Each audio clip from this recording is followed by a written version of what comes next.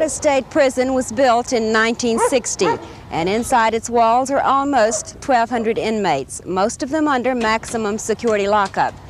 Outside the prison, in between the rows of fencing, guard dogs patrol. Inside, all visitors and employees are screened by modern electronic metal detectors. Security is tight because inside this prison are the murderers and rapists, men who have committed the most heinous, atrocious acts against their fellow men. Men considered the worst criminals in the entire system. Over 100 of them have 25-year mandatory sentences. Many have life sentences. 146 are on death row. Their penalty is the most final, death by electrocution. Robert Austin Sullivan, R-Wing, or death row's longest current resident, convicted November 1973 of the robbery and murder of Donald Smith. Smith, a Howard Johnson's restaurant manager in Homestead, Dade County, Florida. His body was found by two hunters in a remote marshy area in the western part of Dade County. The body was face down with his hands bound behind his back with white surgical tape. There was a large wound to the back of the victim's head. I'm 32 years old. I was convicted of first-degree murder when I was 25 in 1973 in Miami.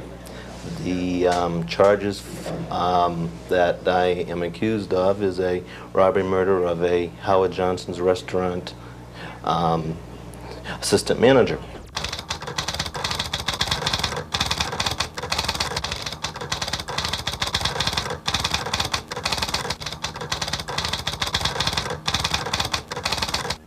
I've lived in Miami for about 8 years. About half of that was attending the University of Miami for 4 years, majoring in business management. Prior to that, I lived in Belmont, Massachusetts, and Nashua, New Hampshire. How long have you been in death row? I am, at this time, the oldest person on death row by the amount of time that is served. I arrived on death row November 14th, 1973, which is well over 2,000 days. Where are you in the appellate process right now? What has happened on your particular case? In June, Governor Graham signed my death warrant, and my lawyers were able to secure a stay for me from Judge Jose Gonzalez in the Federal District Court in Fort Lauderdale. Next week on March the 6th, we will have an evidentiary hearing before the U.S. magistrate assigned to the case. Death row, I didn't know what to expect, and of course I was just there and was able to casually observe down the corridor. What do you do all day? Very little for most people.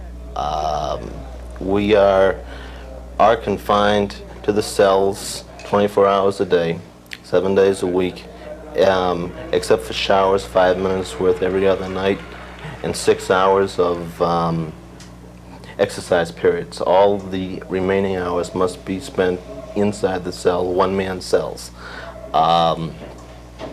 Different people have different things to try to occupy their minds, some constructively, some not so constructively. As for myself, I write an awful lot. I work on my case. I correspond with over 50 people. And I like to read. I try very hard to have enough to occupy my time reading and writing for about 8 to 10 hours every day. Is there television? Yes, each man is provided by the state a in-cell black and white TV set, which is a good pacifier. I probably watch less TV than any other man on death row because I have other type activities that I enjoy doing. But it's always there if I want it or need it, and it's a good pacifier. Is it a place of potential violence? We read and we hear that all prisons, maybe not in Florida quite so bad as in some other states, are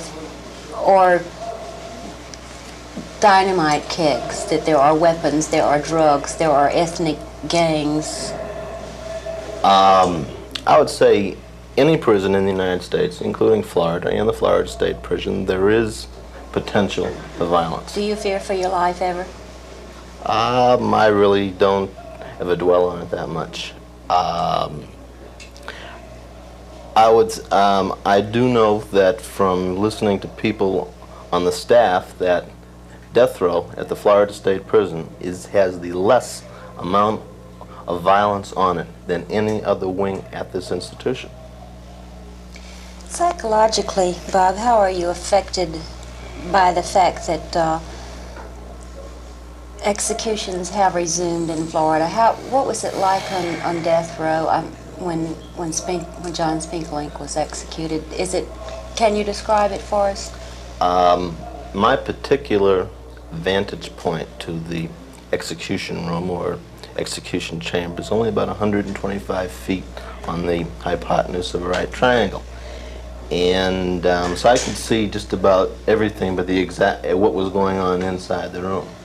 And it bothered me very, very much at that time, and it has bothered me ever since. It was, you know, I knew John ever since he arrived after me in 1974, and to see someone that I knew and liked be legally murdered by the state really, really bothered me.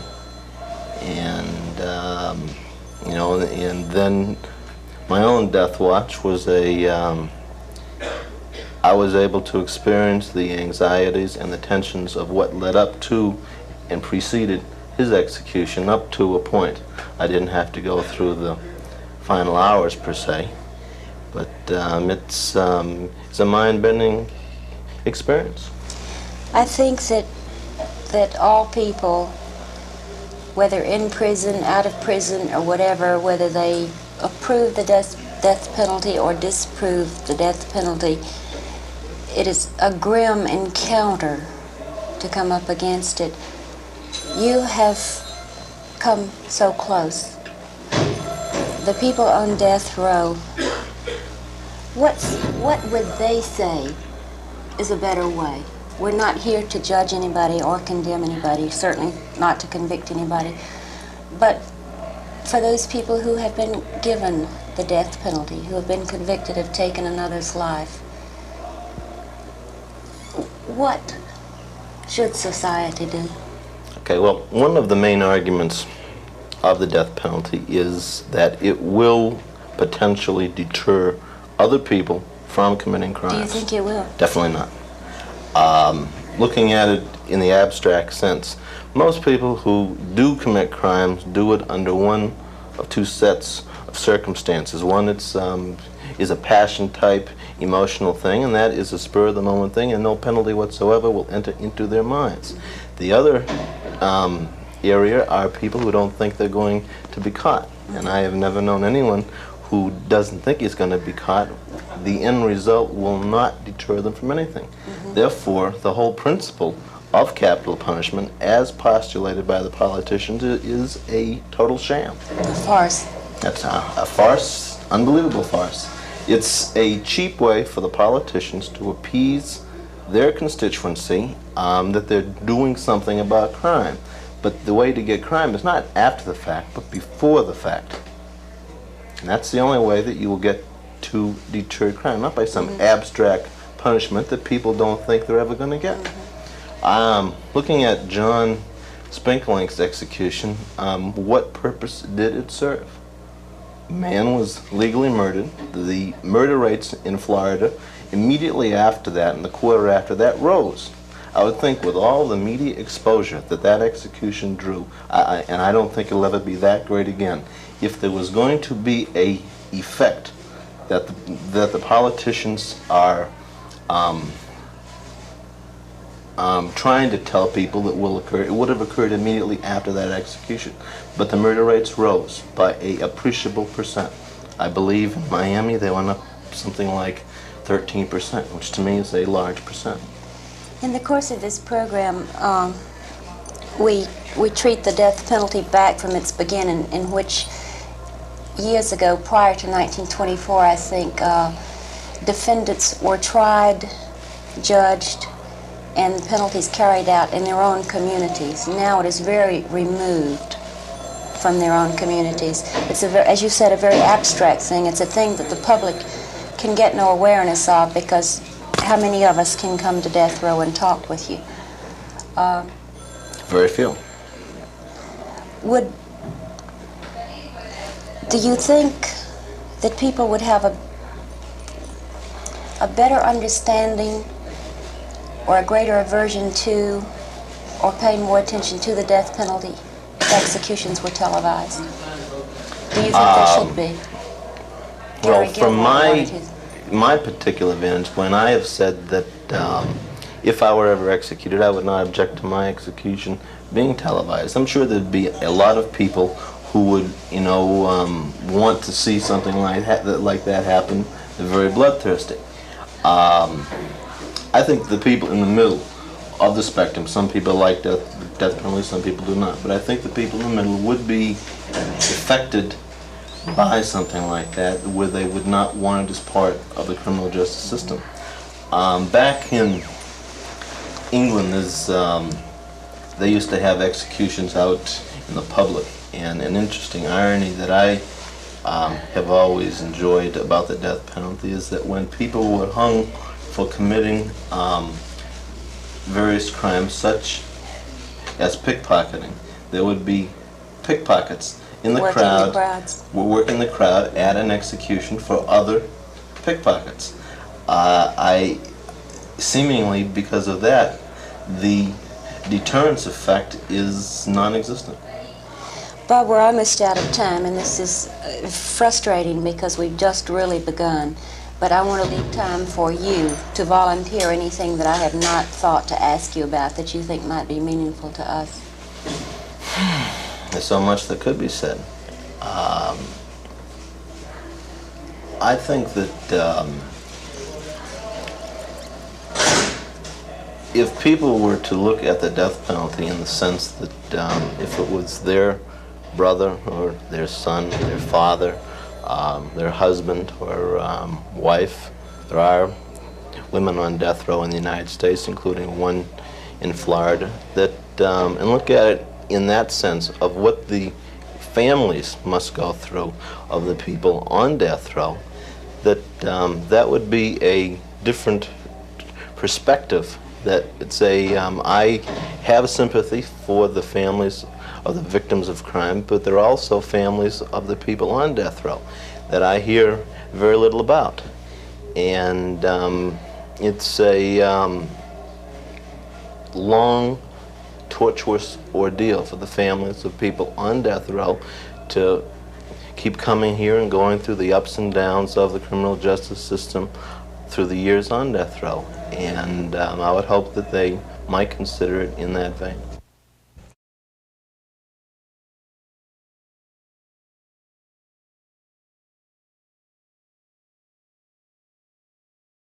Dane T. Gafford, convicted November 1975 in Bay County, Florida, for the murder of James Holloway. The victim was found stuffed in a closet at a deserted house in West Bay.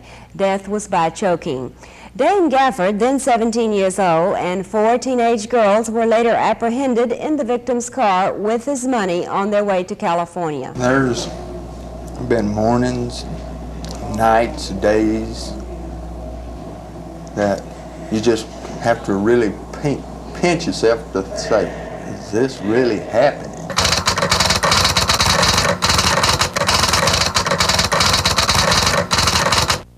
He expressed many times to the jury that I wouldn't even die in the chair. Mr. Leo Jones Dixon's district attorney, he expressed many times to the jury that I would probably never die in the chair because at that time they didn't have it. And but in July, around July the 2nd, I think they brought the chair back in '76. I'm faced with it now. I wonder if the chair would have been there in '75, if they was planning on using it in '75, would my jury ever gave it to me? Because... Where are you now, Dane, in the appellate process? Where do you I'm stand? still in the Florida Supreme Court. I've been in there, be 4 years in October. What is life like for you on cell block R? Is that Yeah, it's R wing. R wing? What is it like? It's hard to explain. Many people's asked me in letters and stuff, and it's just hard to explain. I mean, How do you pass the time? well, when I first got here, I only got letters from family and friends. I started putting my name in other pen pal, but most of the time, if you tell people you're on death row in a letter, they don't write back. And I say 85% of them won't write back. Why is that? They're scared. Scared of you? They or- don't understand it. Uh-huh. And I mean, but the best people I write right now are in prison in different states.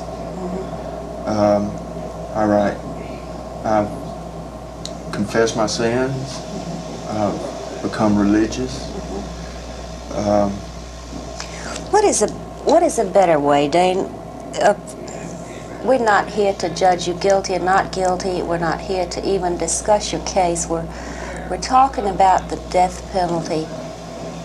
If you were not in prison, if you were not on death row, and you read and you heard about the crime rates today, and you've been here now, maybe you know a better way. How should society feel about it? There's too many stiff collars workers in our office. I mean, like judges and stuff. Like when I first got here, my ambition was always to help younger kids, juveniles. And I wanted to try to tell them, like what it's like here. Try to explain it the best way I can. I can't do it in just one letter. It might take 10 letters or more. And tell them that it don't take a big man to get in prison or do what anybody done to get in prison. It doesn't take, it just takes a little misguidance from other people. And they think, like, even when I was a kid, younger, you'd say, come on, Mom, Dad, or somebody, take me somewhere there's nothing to do. It's boring. There's really blank nothing to do on death row. I mean, you have a TV, a radio, and you can, that's if you have somebody send you this. The state gives us TV. But the radios, letters, and stuff like that, you got to have somebody before you even can get your head back, straighten up anymore. And How did you feel when John Spinkelink, what was it like in the cell block then? sad. A lot of people was quiet because right after the execution, I mean, everybody hollered and let John know we had support for him. We was trying to give, we can't do nothing. I mean, there was nothing a person could do, an inmate. But Dane, people who are watching us now, or when this goes to air, are going to say, with the crime rate like it is now, if things were turned around, you could be a victim yourself. Yeah. If you were outside. Everybody's potentially a victim. What is the answer to all of it? If they have to look around to other states that don't have the electric chair and their crime rate is just as high. You don't think it's a deterrent? No, ma'am. I think if somebody is downright guilty and they give them the chair, it's wrong. It's still wrong, because killing him ain't gonna solve nothing. It ain't gonna solve, it might solve having him back out on the street, but what's gonna solve the guy that's fixing to come in to take his place?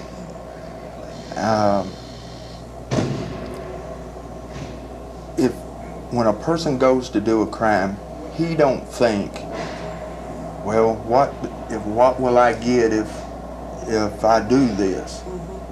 Because it's a split notion thing when you do anything.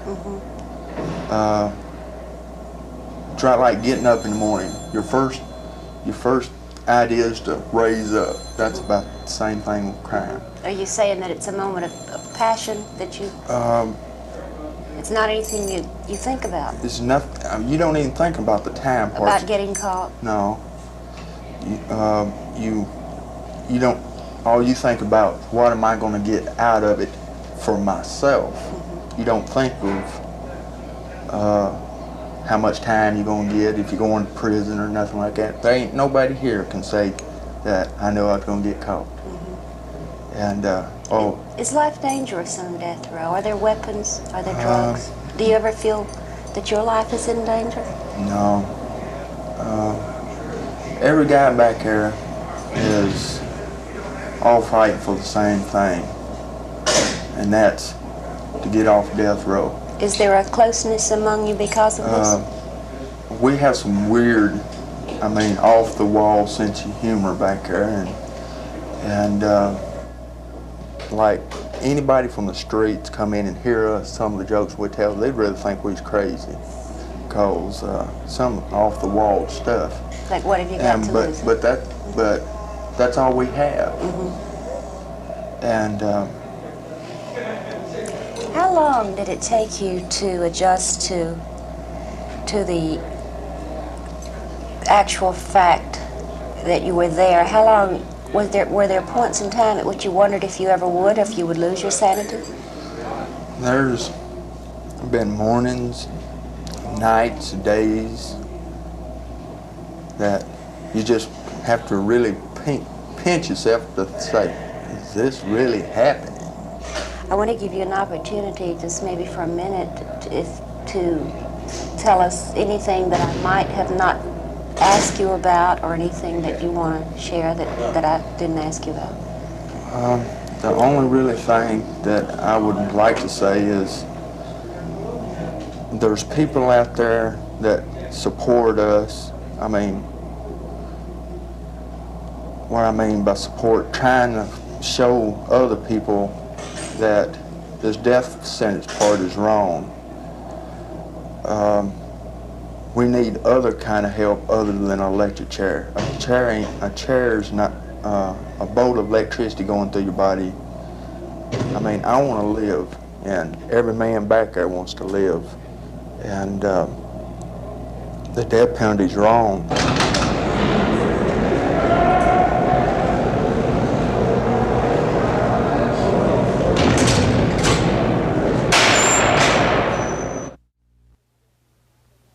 Dennis Manford Whitney, now 37 years old, has been at Florida State Prison 20 years, longer than any current prisoner.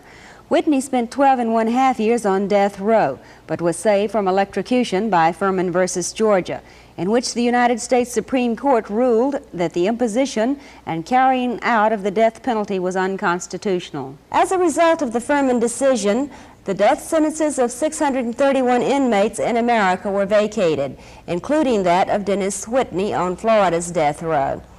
In Whitney versus State, the state says that Whitney freely confessed to killing a service station attendant in the course of a robbery on February 29, 1960. He first shot the victim through the face. The man fell, but the wound was not fatal. Whitney then methodically fired a second slug into the back of the head of the fallen man. Dennis Whitney described to me, off camera but in a tape recording, how he killed a woman who refused to give up her automobile to him. He said she hit him in the head with a hammer, whereupon he shot her. He is said to have committed several other killings in a robbery murder spree from California to Florida, but he was convicted and sentenced for 2 murders in the state of Florida. One reason I would never be able to commit a murder again is because I've realized that it's not a single solitary act.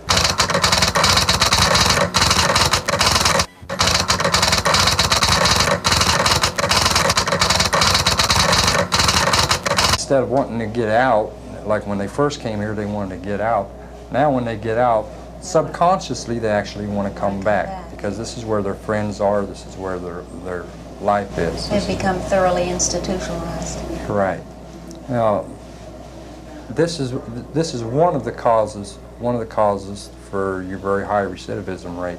And the men don't actually, you know, they don't say this to themselves consciously. It's a subconscious thing.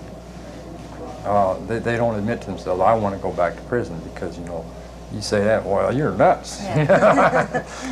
But this is one of the factors that causes the high recidivism rate. Is very. I see men who've just gotten out of prison, 6 months later they're back, and you see them setting out in this cage out front, and the work squads be coming in, you know, and they be seeing their friends, hey, hey, hey, and you know, they're actually happy to see each other. Like coming home. Yeah, it's like coming home. And you've been involved. You are involved in a lot of programs and things. What is a good word besides programs? You're active here in the prison. You're right. really actively involved in a lot of things. So I guess I've been involved in just about everything they have that you want to call programs. This prison didn't always have programs. It was built and designed as a maximum security prison. No prison farm type. Right, and it was built strictly for your incorrigibles, your violent criminals, your high escape risk and everything. But the problem is they built a prison to hold 1,000 inmates, and you don't have that many men who need to be in a maximum security prison. How long were you on death row, Dennis? 12 and a half years. That many years? Well, not for a little over 12. I come on death row on July 1st in 1960, and I got off death row in September 72 behind the Furman versus Georgia decision. Total confinement all that time? Right, 24 hours a day confinement. How'd you keep your sanity? By keeping my mind active. Actually, death row was a good experience for me since, you know, I didn't get executed, because it gave me the time and the opportunity to reflect and to study, to try to understand myself, just how, you know, did I get here. How old were you when you were convicted? 17. 17. And so I spent most of my time on death row reading and studying. I also developed a natural talent I had for art, and just keeping my mind active. It drives a lot of men batty because they don't know how to occupy their time. Fortunately, I was able to. I haven't had an active mind. But it had a lot of effects on me which I didn't appreciate until I got off death row. I had become, as a man becomes institutionalized to a cell, I had become institutionalized to a cell like a man becomes to a prison. I become attached to Your that world was very small. 24-hour confinement. And when I got off death row and got out in this population here, it was quite an experience. It took me about a good year to adjust and be able to function just in this prison. With other people. You know, after being confined in that one cell for 12 years. It was a tremendous adjustment for me to come out of that into this population. And so, you know, I can imagine what it's going to be like when I come out of prison into society after 20 years. You know. Dennis, having been on death row and now having been in the general population, what, for how many years? 8 years now. Death row 12 years, out in the general population for 8 years, and now having become very active in all the things that you do and being a useful member of the society here in the prison. Tell us, if you will, your thoughts on the death penalty. The executions have started again. Of course, there's 146 people up there. Is there a better way?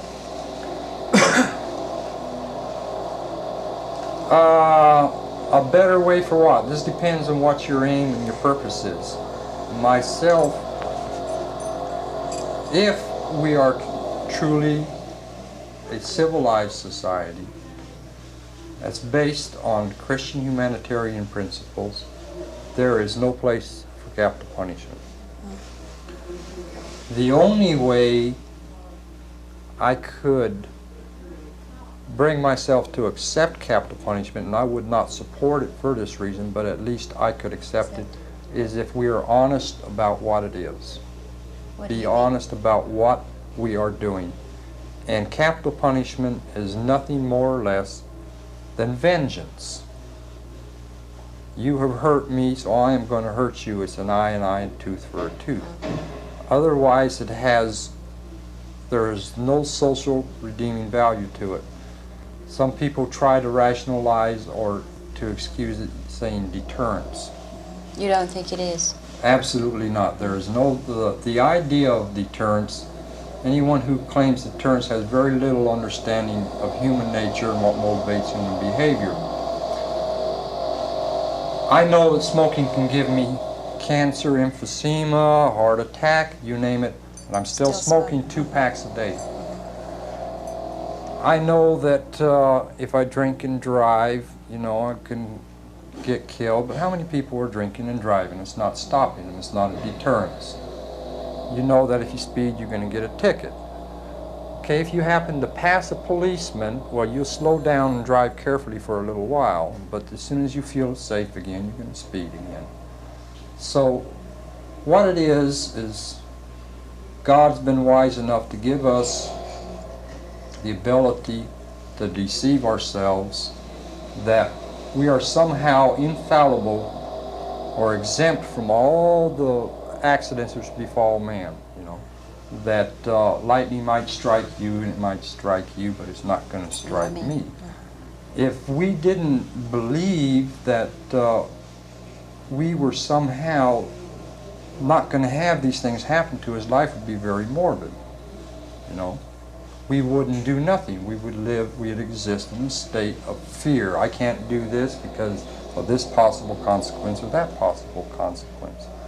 So all these misfortunes in life happen to other people. They never happen to us. Other people get cancer, not me, you know. Other people lose their jobs, not me. So you're saying that criminals say other people will get caught, not me. Right. They don't actually verbalize this. When I was committing my crimes, I never even considered the thought of whether or not I was going to get caught. Didn't matter? I just didn't give it the thought. Inconceivable. And not consciously. But any act we do with the idea that we're going to succeed.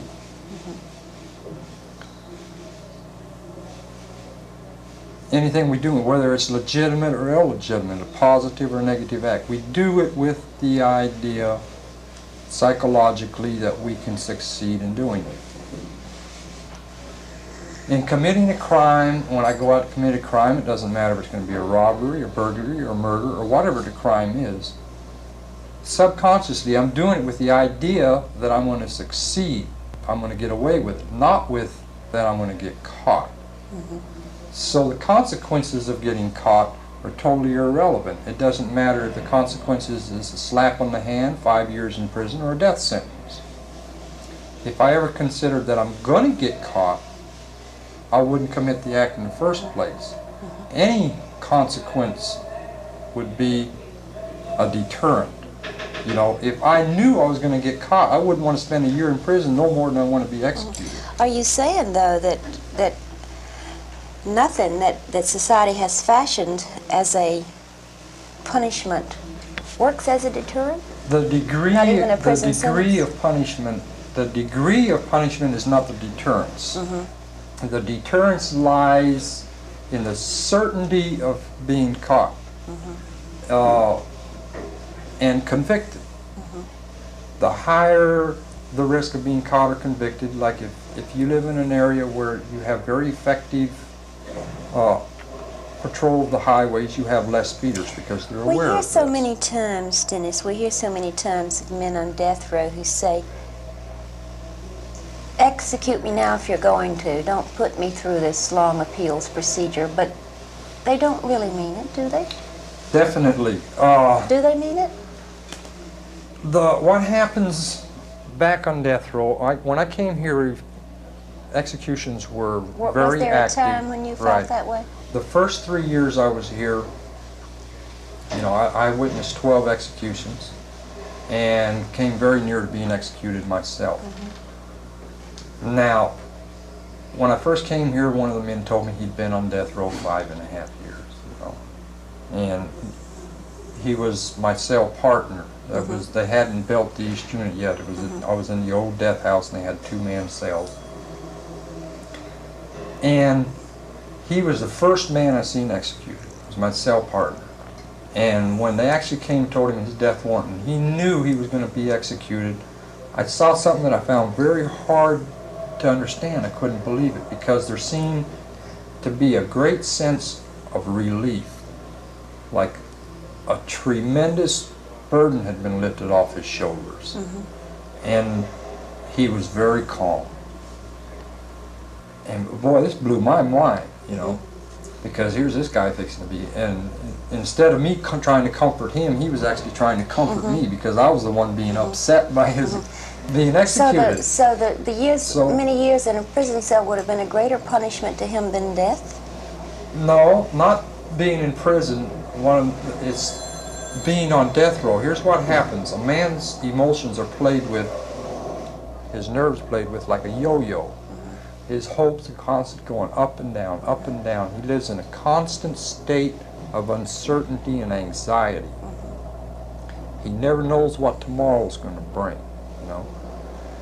And it just The anxiety? more, yeah, the nervous anxiety, and constantly, you know, his hopes get raised, an Rather appeal know- gets denied, and he goes down, it's up Rather and know the down. worst than not to know it all. And you reach a point, and I reached that point so I can understand it. You finally reach a point after so many years of it and going through so many appeals, you finally reach a point where you just want it to be over with no matter what.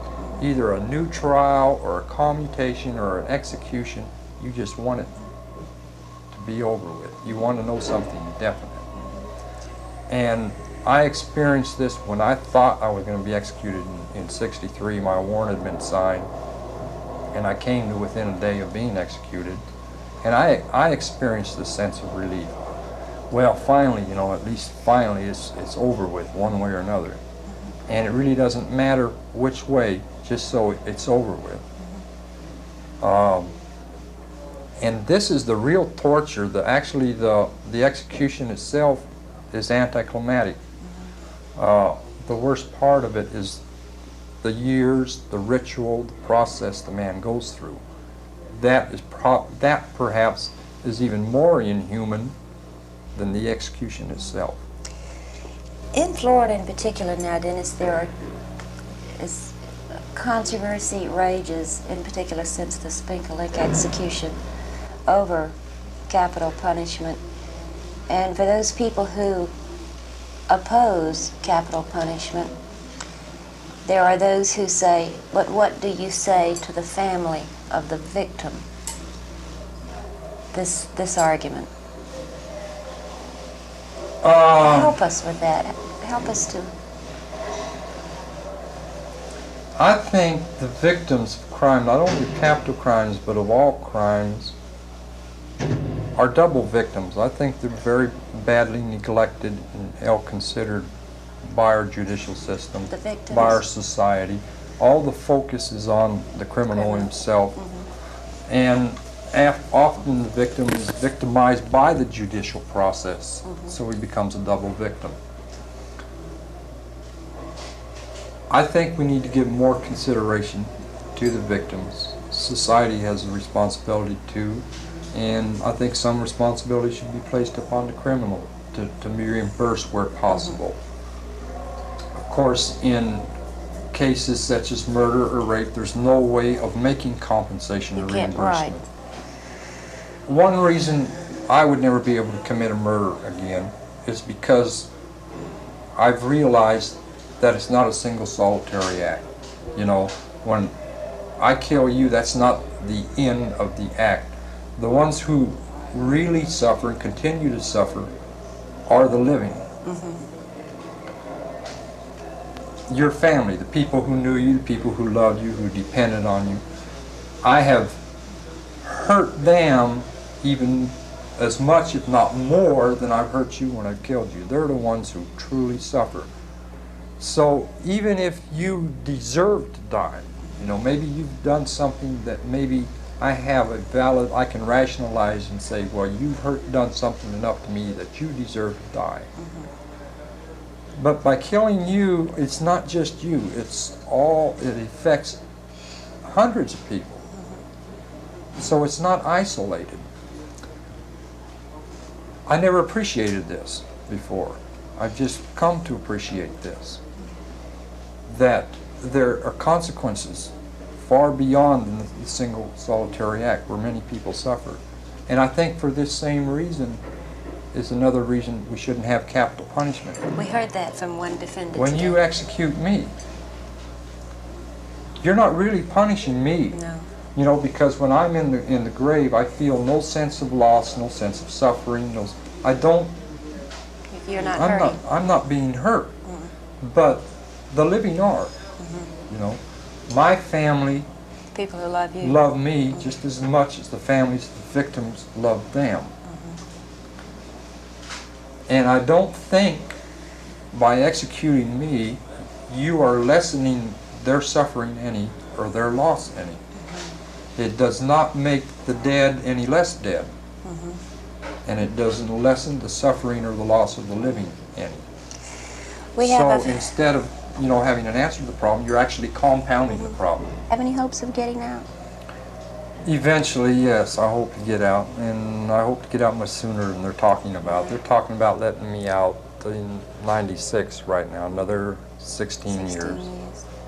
Do you think you can function on the outside after that many years? It would be very difficult. If I was turned out right now today, I would have a tremendous adjustment problem. The world, you know, has just totally changed in the 20 years I've been out there. And keeping me in here longer is not going to make it any easier. Actually, if I stayed in prison another 15 years, I doubt if I would want out. There would be nothing for me to go out to. Do you think you... There are a lot of people who would say, no, you mustn't let him out now. He's, how many life sentences? You had a life sentence and a death sentence? Right, so now I have 2 life sentences. But can staying any longer make you a better person? I don't think staying in, keeping me in any longer will make me any better person. On the contrary, I'm not saying whether I'm a good or bad person. Let's say staying any longer is not going to help me be any more productive in society. It's going to be detrimental towards that. It's not benefiting society in any way, unless, of course, they feel I'm still dangerous. That's... But just the pure retribution aspect... How could you assure them that you're not? Nobody can be absolutely sure. You're going to make mistakes in judgment. The only thing they can possibly judge on is my present behavior as compared to my past behavior, whether they have noticed any change. Well, in 20 years in prison, I haven't committed any violent acts. Everything I've done has been positive, constructive. So this is, you know, if any person was to make the judgment, and naturally, I want out, so I'm going to tell you, well, I'm going to be a grade A citizen, I'm not going to spit on the sidewalk, I'm going to go to church every Sunday, and, you know, I can run a good reel on you because I'm able to speak well and convincingly. Right. And if I go out there and commit the other crime, you really can't fault anybody for their judgment, because everything I've done has indicated that I will do well outside. But they're turning people out every day who everything they do indicates that they're going to commit crimes again. You know, they continue to rob and steal while in prison. They are not doing anything to better themselves or to change their ways. You know, they're just as much criminals in prison as they were outside of prison. Their behavior is a continuation in here of what it was outside. And it should be obvious that when you turn them out, it's going to be a continuation again. And yet they're turning them loose every day. So the problem is that they really have no criteria, or are rarely following no criteria for keeping men in prison or letting them out of prison, other than pure and simple retribution. Make them do so much time.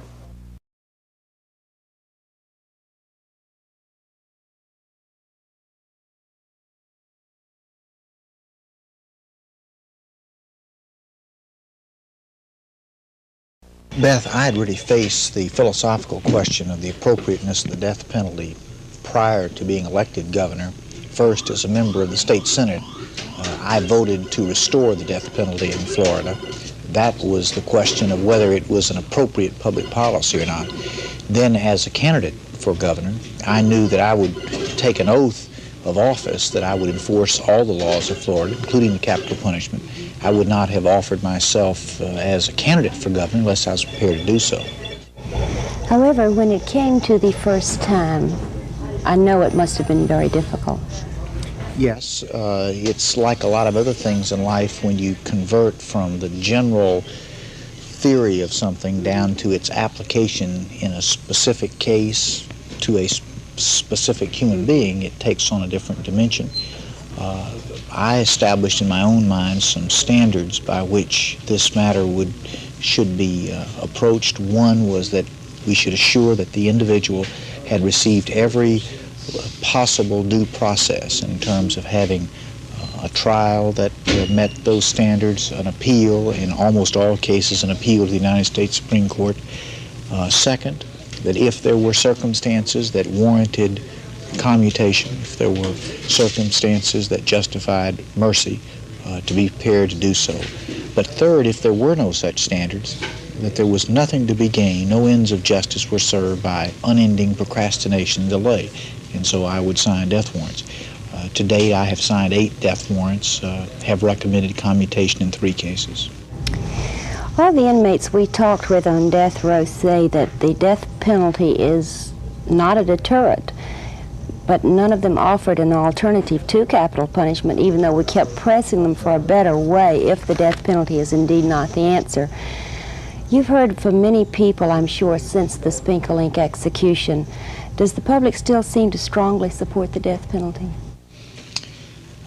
The polls that you read indicate that there is a strong public feeling that capital punishment is an appropriate social policy for Florida in those cases in which there has been a taking of a life with an opportunity for premeditated thought about the consequences of that.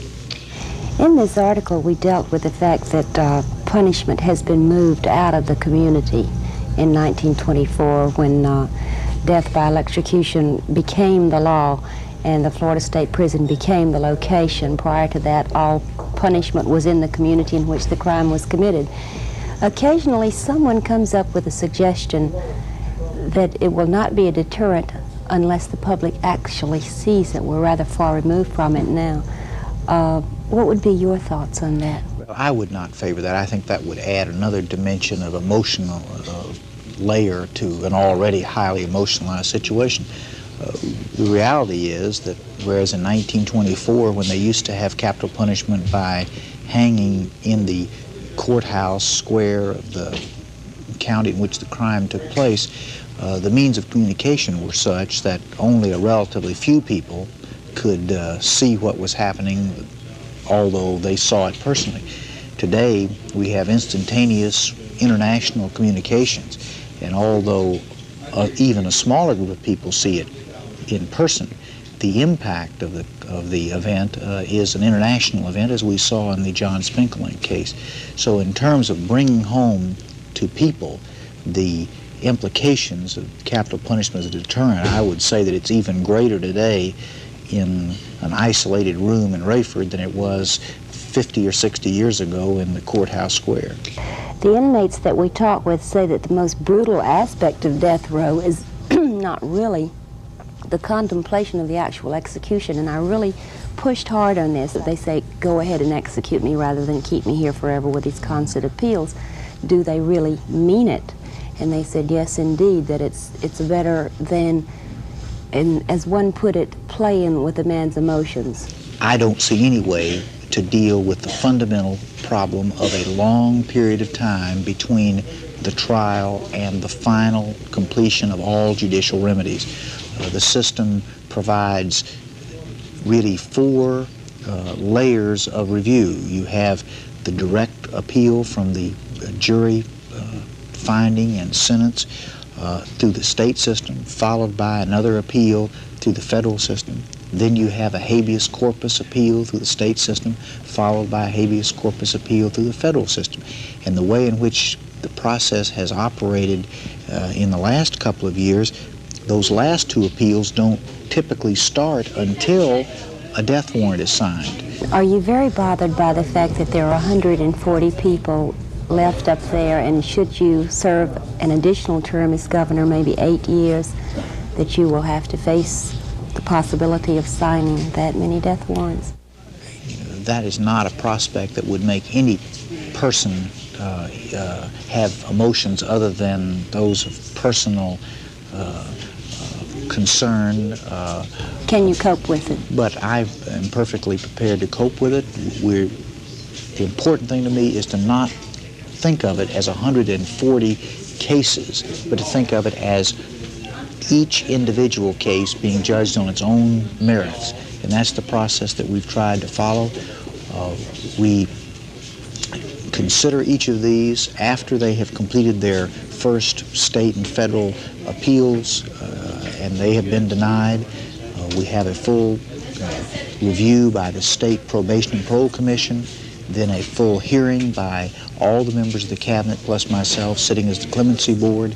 At that point, with all that information, with all that judicial record, we make a decision. We'll be prepared to make as many decisions as we're called upon. This is Old Sparky, Florida's electric chair. Its most recent occupant, John Spinkelink, May 25th, 1979, 10:18 a.m. A hooded executioner in the small room to the right of the chair turns the switch, and anywhere between 2 to 8 minutes later, the condemned is pronounced dead by a doctor. And according to the law, justice has been served.